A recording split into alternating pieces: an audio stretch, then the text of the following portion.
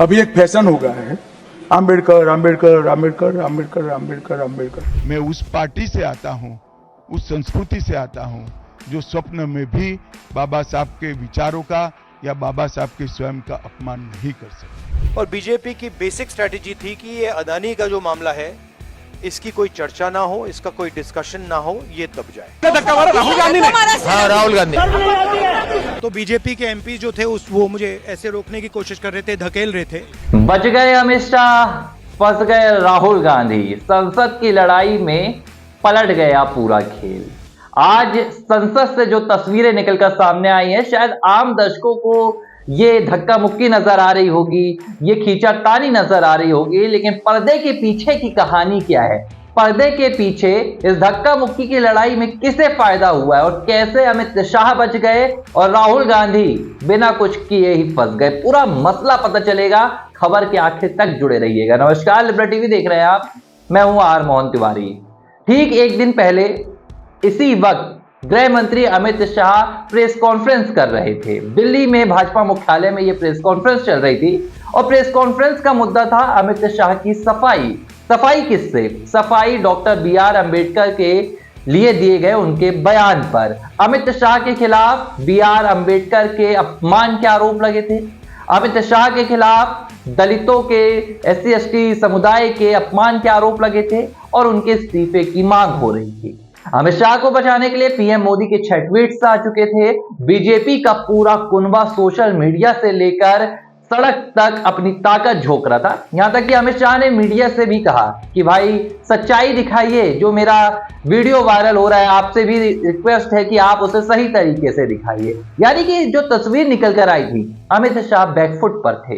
अब भाजपा के इस पूरे बैकफुट पर कांग्रेस ने फ्रंट फुट पर खेलने की तैयारी कर दी थी। कांग्रेस ने ऐलान कर दिया था कि हम जमकर प्रदर्शन करेंगे, तब तक करेंगे जब तक अमित शाह इस्तीफा नहीं देंगे। मसला बहुत बड़ा था, मसला गंभीर था, क्योंकि आप शब्दों को देखेंगे तो अमित शाह ने एक ऐसी बात कह दी थी शायद जो ये समुदाय है वो बर्दाश्त नहीं कर सकता। अमित शाह ने कहा कि अंबेडकर जपने से अच्छा अगर भगवान का नाम लेते तो 7 जन्मों तक स्वर्ग मिल जाते। जाहिर सी बात है, दलित समुदाय इसे डॉक्टर बी.आर. अम्बेडकर के अपमान के तौर पर ले सकता था। ये बात भाजपा को अच्छे से पता थी, क्योंकि यही वो वजह थी कि 2024 के लोकसभा चुनाव में भाजपा की बुरी तरह फजीहत हो गई, यूपी हार गए, पूरी बहुमत हासिल नहीं कर पाए। यही एजेंडा चलाया था कांग्रेस ने, संविधान विरोधी, दलित विरोधी, आरक्षण बंद हो जाएगा, संविधान बदल दिया जाएगा। भाजपा ये बात जानती थी। ऐसे में कल तक तो ये कहानी भाजपा को बैकफुट पर ला रही थी। आज सुबह कांग्रेस ने फ्रंट फुट पर खेलना शुरू किया। प्रियंका गांधी ने हाथों में तख्तियां ली, पोस्टर्स लिए, डॉक्टर बी.आर. अम्बेडकर के लिए नीले रंग का आज सभी ने ड्रेसअप किया। राहुल गांधी भी नीली शर्ट में नजर आए, सभी प्रदर्शन कर रहे थे। अब बीजेपी ने क्या किया? बीजेपी ने कांग्रेस, राहुल गांधी के पुराने बयानों की एक फहरिस्त बना ली। कब कब नेहरू से लेकर इंदिरा गांधी तक, जवाहरलाल नेहरू से लेकर राहुल गांधी तक, कब कब किसने डॉक्टर बी.आर. अम्बेडकर का अपमान किया और इसे लेकर प्रदर्शन शुरू किया। अगर ये आम भाषा में कहें तो इसे उल्टा चोर कोतवाल को डांटे वाली सी कहानी हो गई कि आरोप लगे हैं भाजपा के खिलाफ और प्रदर्शन भी भाजपा कर रही है।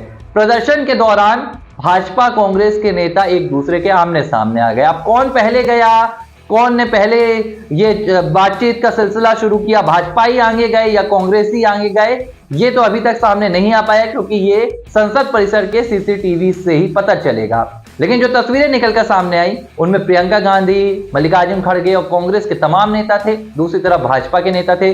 दोनों नेताओं के दल एक दूसरे से भिड़ गए। करीब 20 मिनट तक ये सिलसिला चलता रहा। 10:40 का ये पूरा घटनाक्रम था। इसके बाद अचानक भाजपा के 69 वर्षीय उड़ीसा के सांसद प्रताप सारंगी के घायल होने की खबर आती है। कहा गया कि प्रताप सारंगी को धक्का लग गया, धक्का देने वाले राहुल गांधी थे। ये जैसे ही आरोप सामने आए, मीडिया के संस्थानों से लेकर सोशल मीडिया में कोहराम मच गया।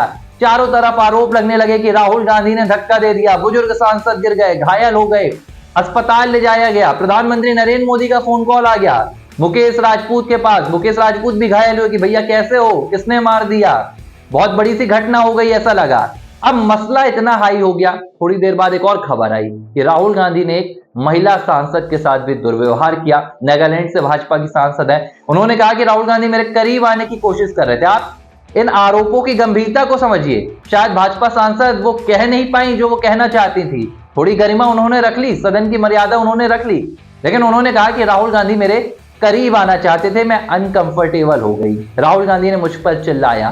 कहां है वीडियोस, कहां है फुटेज, कोई नहीं जानता। आरोप लग गए, आरोप लगे तो राहुल गांधी के खिलाफ चौतरफा भाजपा ने घेराव शुरू कर दिया। केंद्रीय मंत्री शिवराज सिंह चौहान से लेकर संसद में जेपी नड्डा, बाहर प्रहलाद जोशी, अनुराग ठाकुर, बांसुरी स्वराज, मामला थाने तक पहुंच गया। अब राहुल गांधी के खिलाफ हत्या के प्रयास और जानबूझकर चोट पहुंचाने के इरादे के तहत शिकायत दर्ज करवाई गई है। संसद मार्ग थाने में अनुराग ठाकुर, बांसुरी स्वराज और हेमांग जोशी पहुंचे थे और तीनों के नेतृत्व में यह शिकायत सौंपी गई है। अब कहानी, इस धक्का मुक्की से कैसे फायदा हुआ? अमित शाह तो यहां पर बच गए, क्योंकि कल तक मीडिया की सुर्खियों में अमित शाह नजर आ रहे थे, अमित शाह का बयान नजर आ रहा था, BR अम्बेडकर के अपमान की बातें चल रही थी। लेकिन आज सुबह इस पूरे मसले के बाद राहुल गांधी हाईलाइट हो गए हैं। सोशल मीडिया में जाएंगे तो राहुल गांधी के धक्का मुक्की की चर्चा चल रही है, राहुल गांधी पर आरोप लगाए जा रहे हैं। शिवराज सिंह चौहान कह रहे हैं कि राहुल गांधी विपक्ष के नेता के लायक नहीं है।